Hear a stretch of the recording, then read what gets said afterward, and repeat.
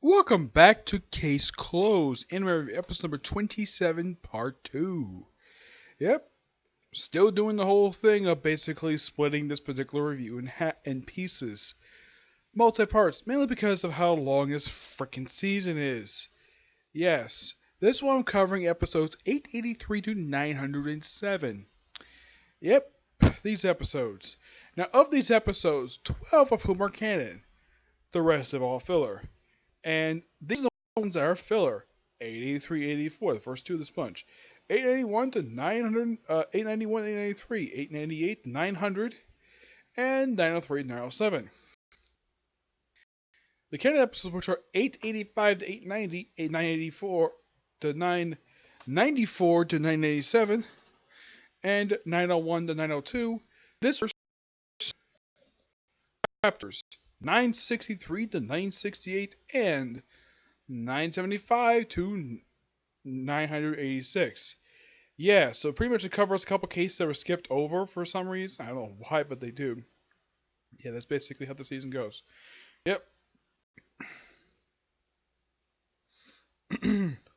Now, simply put, they actually, for the first two episodes of this block of episodes I'm going to talk about, is a two-parter, like usual, called the Pop-Up Book Bomber.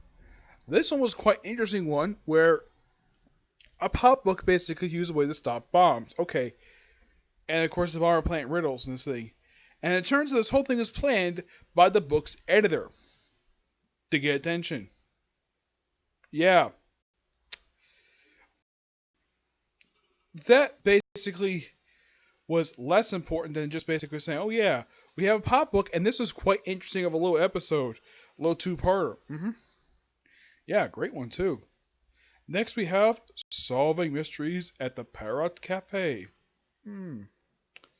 Yep.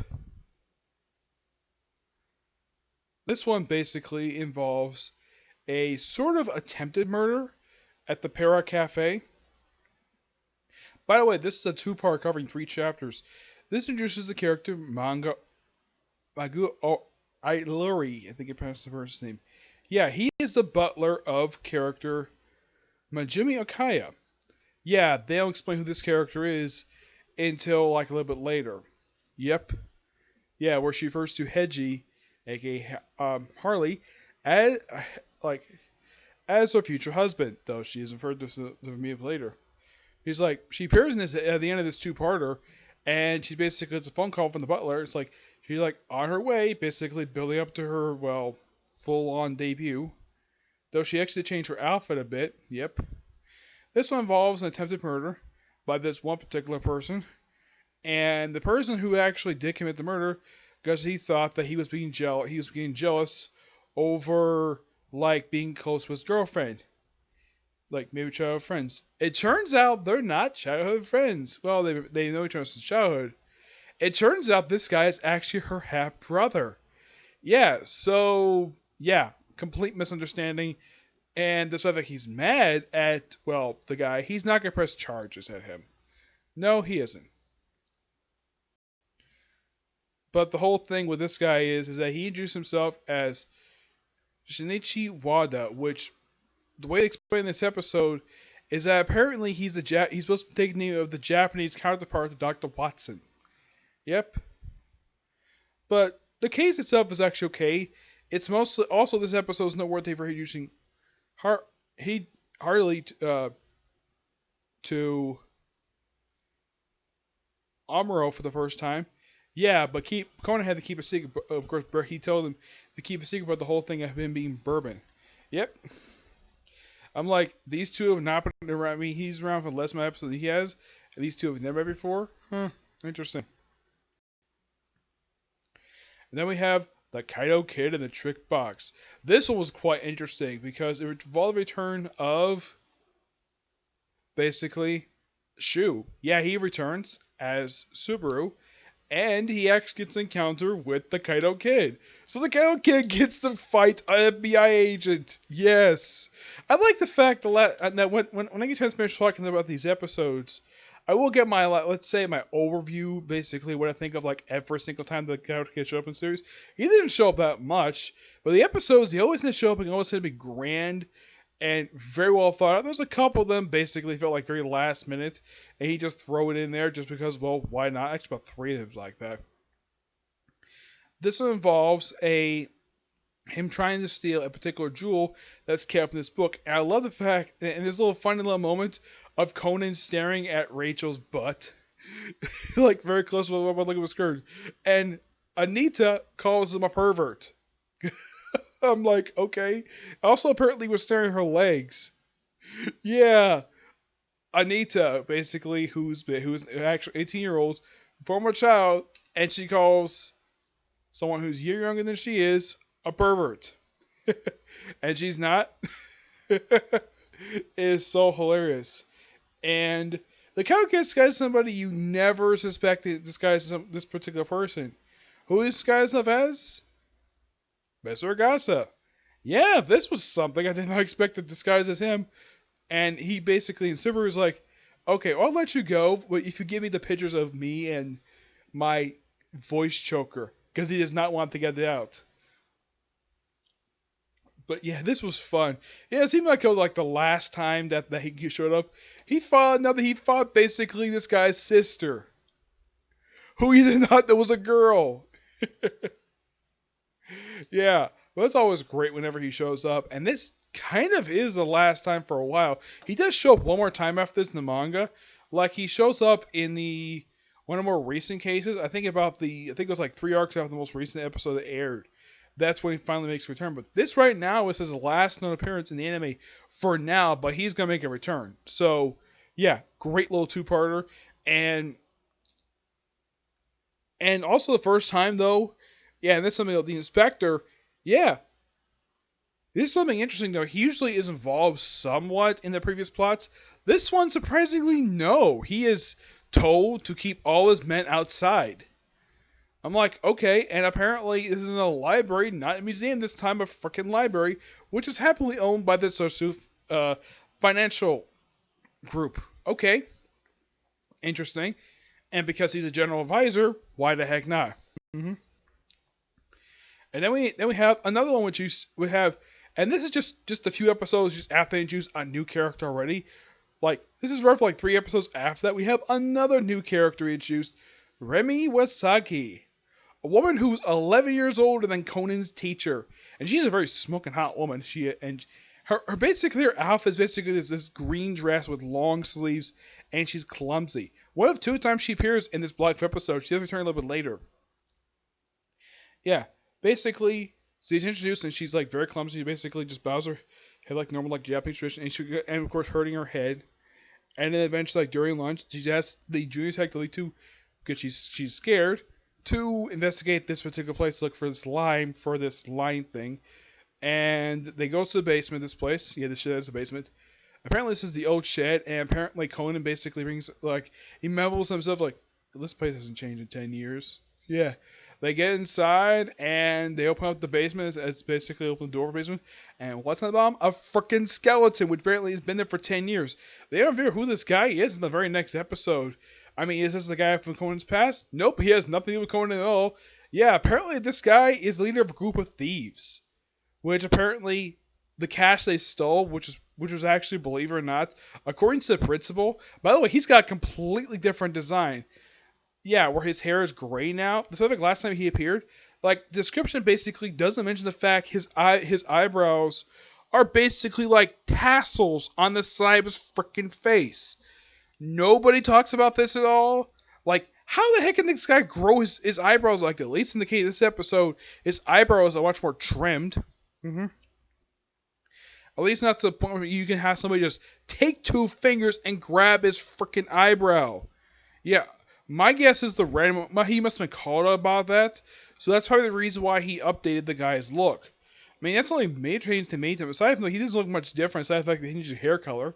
Still the same principle, though. Yep. And they go back to the place twice, and Amy refers to, Remy as, a scaredy cat. It's all to suspect this woman might be Rum. there's very little evidence to support it. Yeah, that she, along with the superintendent of the police, the current one, and another guy who actually makes his debut in another canon episode, these three guys are suspected of being Rum because of the artificial eye. Yeah, that's the only slight evidence they have, and the fact the other two are guys, obviously, and both older guys. So there's very little evidence to figure out exactly who it is. There was also a maid they suspect of being Rum, but according to Rare, she's not Rum. No, she isn't. According to the writer of the series, Gamo, he basically has Remy, the current superintendent of the police, and another character I'm about to talk about soon. These three people are suspected being Rum. Yep, these three are the top three suspects being Rum. They of course haven't revealed who Rum is yet because they want to keep that secret. Though it's something that they kept the boss of the Black Organization secret for over 20 years. Yeah, I will talk about that episode when I get up to it. Yep.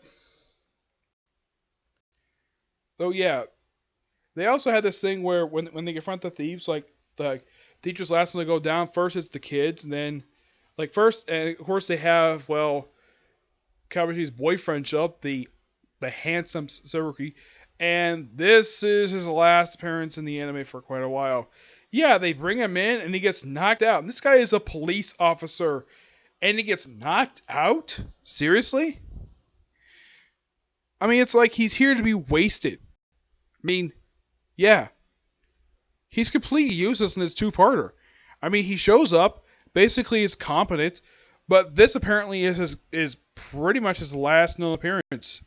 Yeah, it's weird though, the fact that he hasn't showed up since this episode. Yeah, I'm like, why the heck would this guy not show up? Yeah. I'm looking at basically his next known appearance. He does return in... Let's see, he appears like a little more chapters than he does in the anime.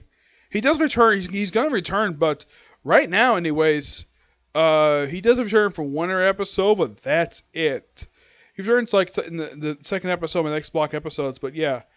He appears like one episode, that's it for the anime, but yeah.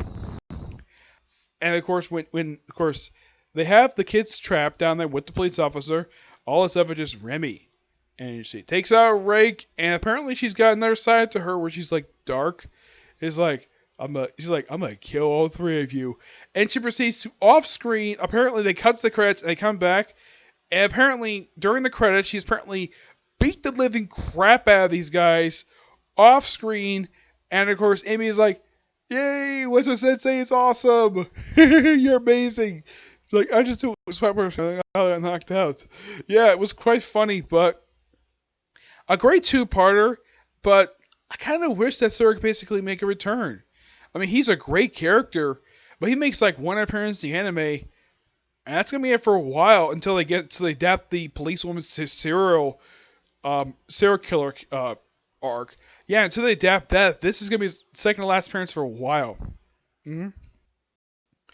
Yep. Then we come to the first 2 or 3 filler episodes. We had the Best Summer Revolution Mystery Tour.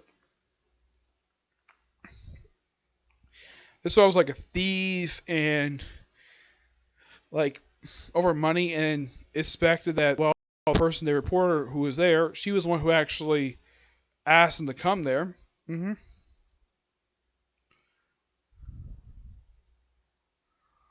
Yeah.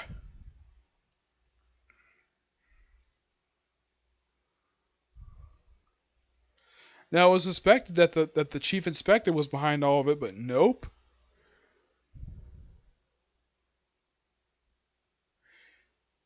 And it turns out the guy was victim of theft.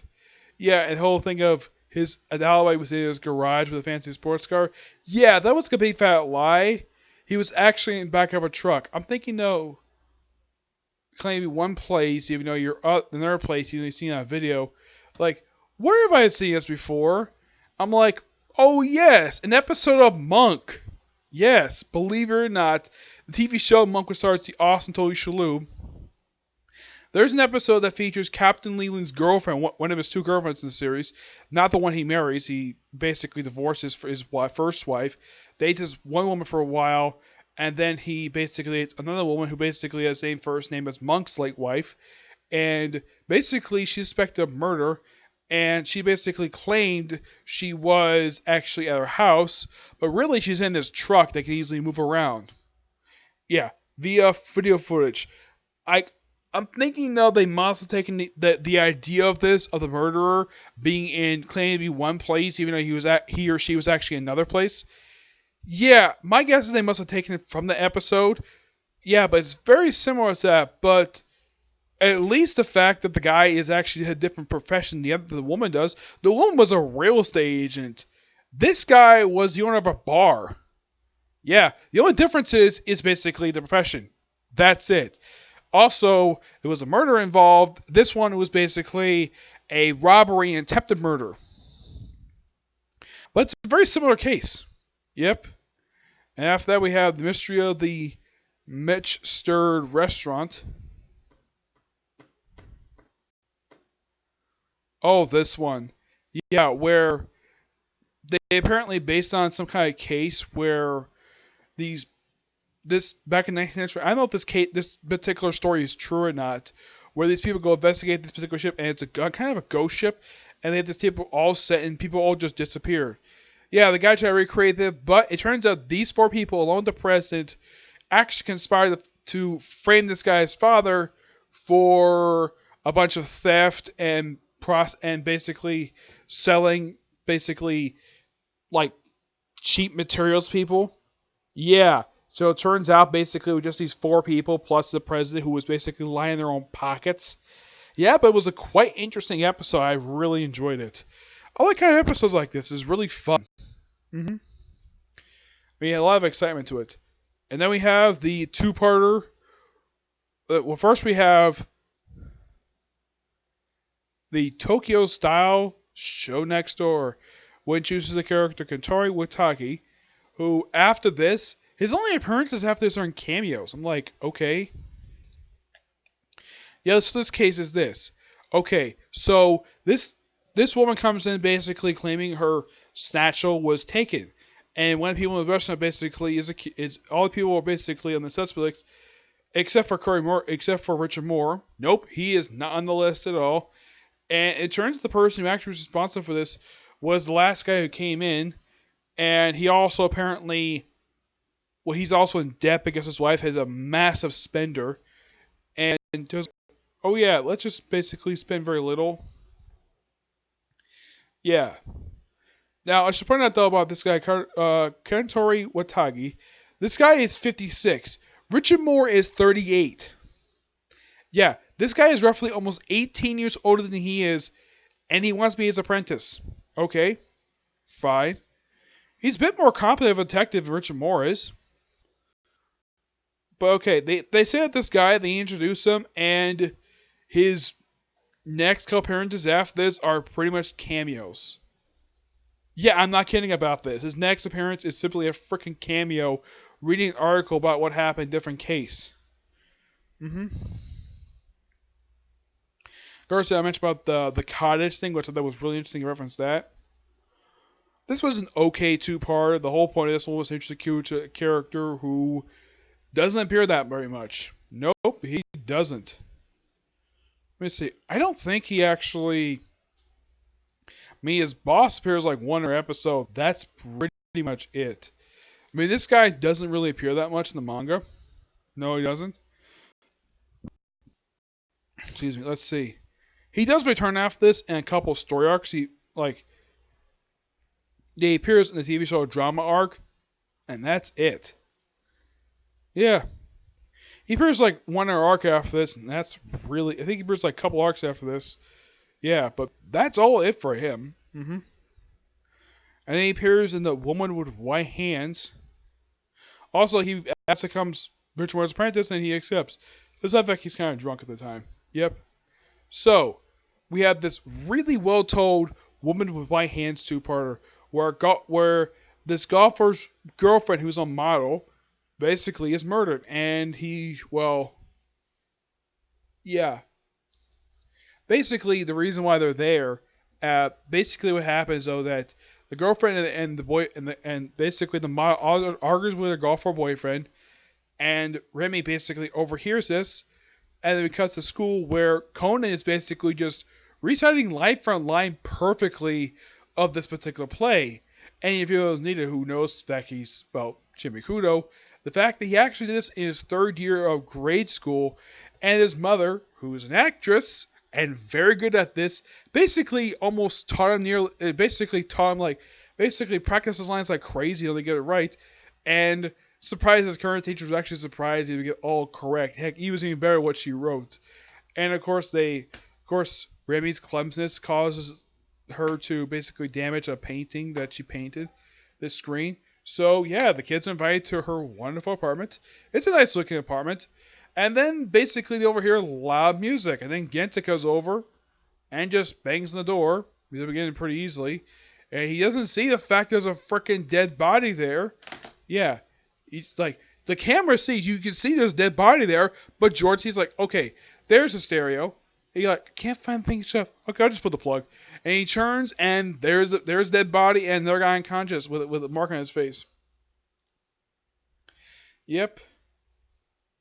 Yeah, it's slowly revealed in the course of this two-parter that it was the golfer killed his girlfriend over the fact she won 100 million yen for damages because he was breaking up with her, and he wanted to start a clean slate. Yep. And he also had writing on his face. Turns out he did that to himself, not by basically holding a camera up, which like an epic show mirror. It turns out he actually wrote the thing and then pressed on his face and basically painted his hands chalk white with makeup and put this other band to make it look like some woman and cover himself with a lot of makeup. So basically he was disguised as the blonde hair woman they saw and that people saw. Yep.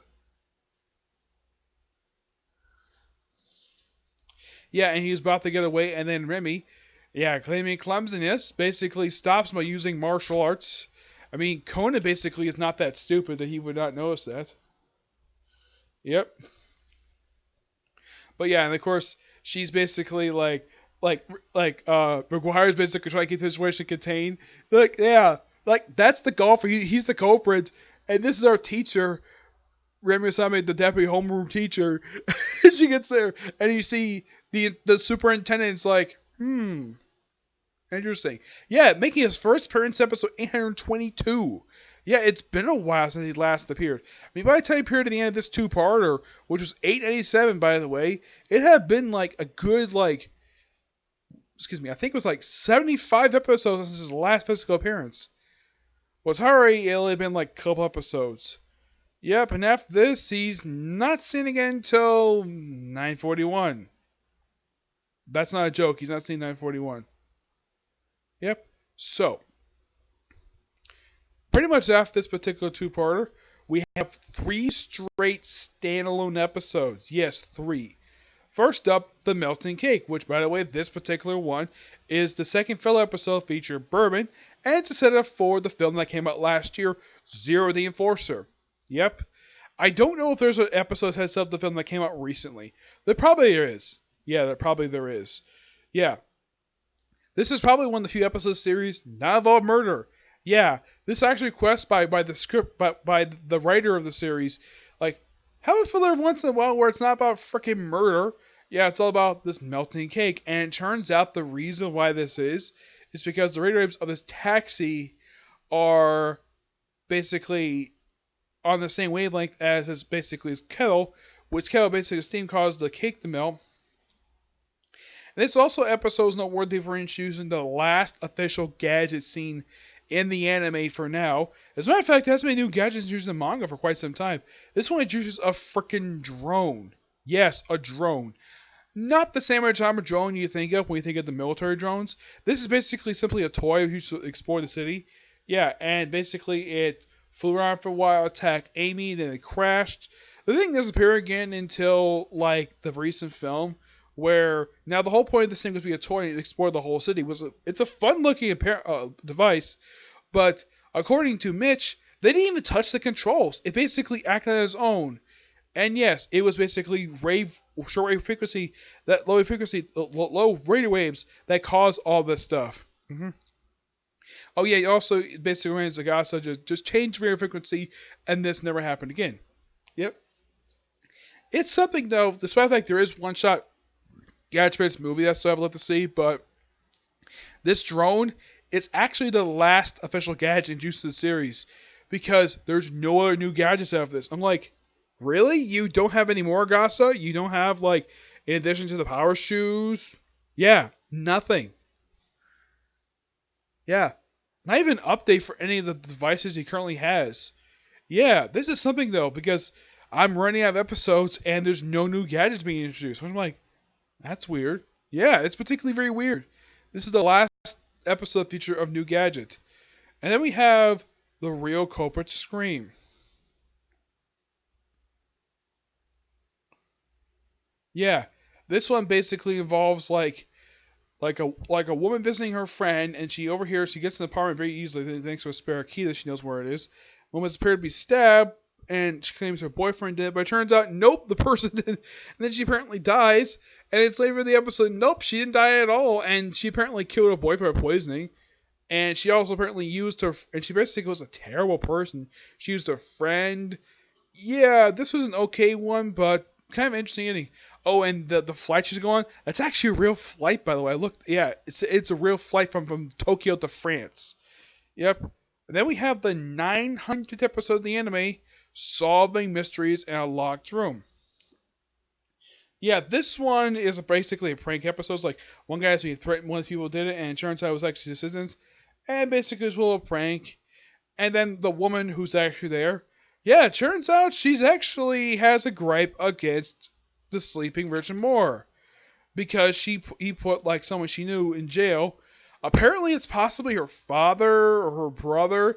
They don't say who it is, and that's particularly very weird. Now they show this character, and I'm like, when I saw this guy physical appearance, I think about it later. I'm like, this guy looks a lot like Captain Katakuri of the Black Cats from One Piece. It's the same exact guy. Yeah, just basically a slight redesign of his suit. Yeah, it's particularly very weird that they redesigned a character from a different anime for this. This is particularly odd. Yeah, and Conan basically acts like a child. Eventually, he's able to buy 10 to fill up this water with water, throws at the woman, then she jumps up in the air. Now, you're thinking, okay, he's going to use his superpower shoes to knock her out. Nope, his shoes are in a repair shop. Like, the freaking power shoe. What? Yeah, it's particularly very weird. Oh, it's a filler episode. Let's not have you use any gadgets aside from the tranquilizer and the bow tie. And he's able to jump on her and take away the gun pretty easily. And then the cops show up and like, and no one questions the fact why Conan has a gun. This is the first time in the series he ever actually touches a gun, and he never used it, thank God. Yeah, then we have the two-parter. Laurie Kuo, though, and when I'm watching the thing, it says Counselor Eri Ku, SOS. It's a great little two-parter. Yep, where Eri gets kidnapped by three guys. They overview these people are toward the end of part 2. And basically, Conan, Rachel, and Richard had to basically go find her. They eventually do at a warehouse. And there's an absolute funny scene where she's basically texting him like various locations where she could be. And eventually get there, and they see her, and then she see her like, hey, they found her. And the guy comes over about the taser, and he's like, I'm gonna strip you naked and do a dirty video and put us on the internet. And he's about to taser, and Erie's husband's like, the only person is more or less see Erie naked is me. He proceeds to judo flip him and do a triangle choke. Yes, this is an actual martial arts move. And then it's like, and he asks Erie, it's like, okay, who is this guy? This is an abusive husband who I basically got his wife to divorce him. Yeah, and he's like, where's the skinny gambler and the fat cheater? And of course, Rich Moore is like, don't worry, that's taken care of. And then the most hilarious moment of the episode happens. Apparently, and then Rachel gets into the door, by kicking it really hard, like kicking it, basically blasting part of the door open, and the guy's like, what? And then proceeds to beat the crap out of them pretty easily. Yeah, and Conan's like, yeah, they lost once she kicked the freaking... This is basically a shutter garage door. Not even I can kick this thing, and she would kick it no problem.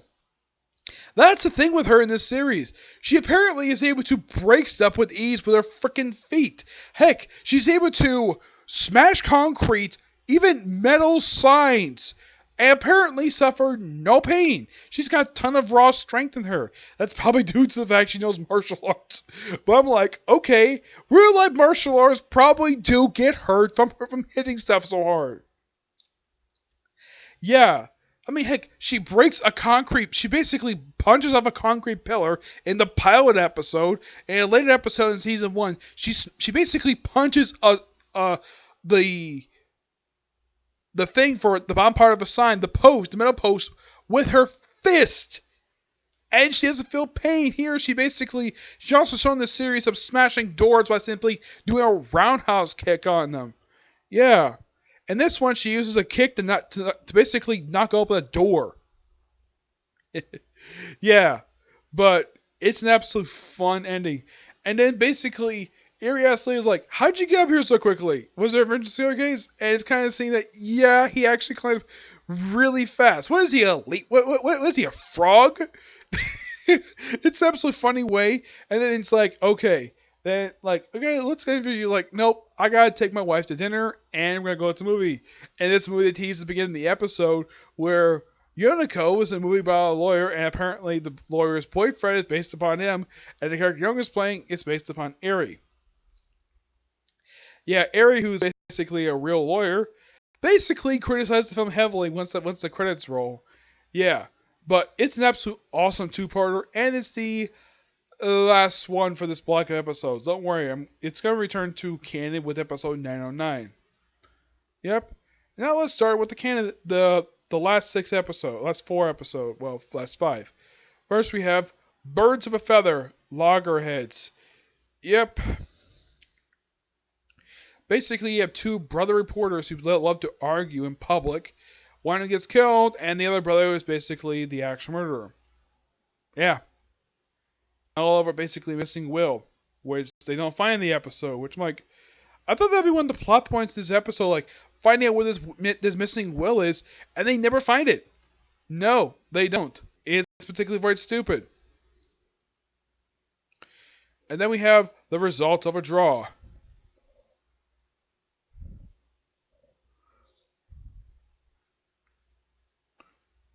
Yeah, this one basically, the boys are basically playing soccer, ball goes over a fence, he sees like a double murder, and it turns out that we have like a guy and another guy gets killed, and it turns out it was the wife who killed both of them. Well, yeah, all because the husband was a terrible person. Yep. Okay, okay, standalone episode. And then we have the eyewitness testimony 7 years later. Yeah, this one was okay. Yeah, I was watching this before. It's like, okay.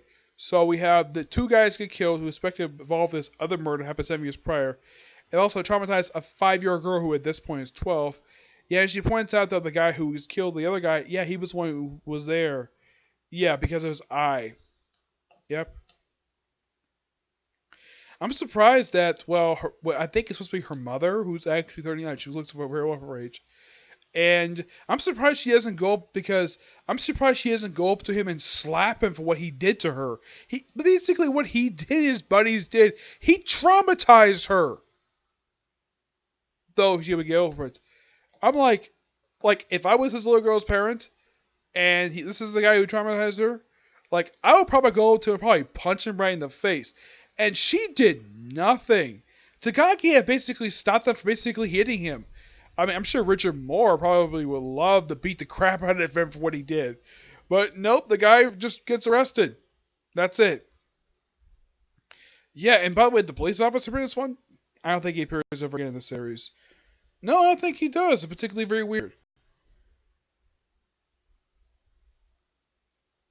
Yeah, that's the thing. You have, like, a police officer who does virtually jack frickin' squat in this episode. Yeah.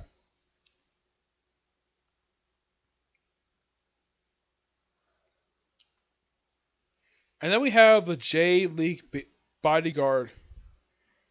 Yep. This one also has the last known appearance in the series of Jodie Starling, Adrian Carmel, and James Black in a background shot at the end of the episode. Yes, 3 awesome characters, and this is their last appearance. I'm kind of like, why? Why in the world would you have these 3 characters, who are really good characters, by the way, and you just drop them from the series? And I've never heard an explanation for this at all. I mean, these are great characters. And the whole thing this one is like, okay, we have the Red Soccer game. And basically the Junior Detective League along with Richard Moore are just, well, there is VIP guests. Well, and of course they came along with him because they're friends of Conan. So he's basically there to basically kick the opening kick. And he says, and he actually puts on a soccer uniform.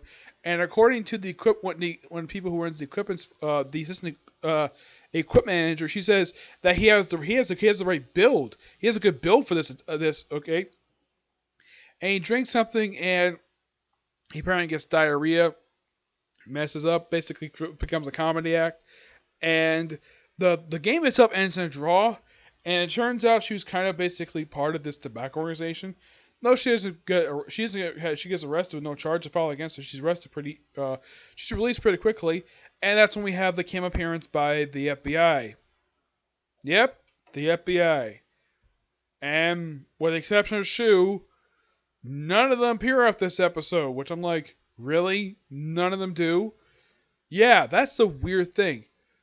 Great characters. Like, this is one thing I don't like about this series. You have really good characters. Appear a little bit more than this, and they don't appear after this. None of them do. Shu still appears. Not these 3. 3 really good characters. I love these characters. I'll probably make a special about this. Yeah. But yeah, that's really it. I mean, there's some good episodes. I would say probably the weakest one out of all of these. I mean, the J-League Bodyguard was interesting. Basically, Sucker Stuff was more interesting than the actual case itself. Yeah. I would say probably the weakest one out of all of these. I mean, Melting Cake was interesting. Yeah. I mean, I would say probably the weakest one is probably... It could be like the Real Culprit Scream. Like, 899 and 900 kind of weak. But at least 900 was a little more interesting than this was. Yeah. Because it's like, okay, yeah, woman fakes her death just to get away from her boyfriend who took money from him. Yeah. Another weak episode, Birds with Feather Loggerheads. Yeah. The plot of this episode is very predictable. Yep. I would say the strongest episodes of this set of episodes are the Eyewitness Testimony 7 years later. Let's see. That's a really good one. Lawyer Kuski's SOS. The Melting Cake is a really good one. The Woman with White Hands is a good character development for this one. The Tokyo style show Take the Next Door. Mainly the best thing about this one is the introduction of Watagi. Aside from that, the episode's kind of weak.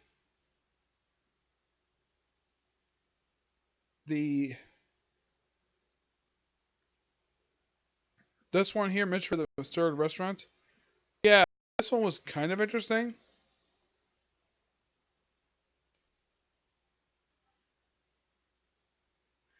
Yeah, but it's a good and okay amount for these episodes. Yep. So yeah, that's it for this particular review. I got 2 more reviews coming.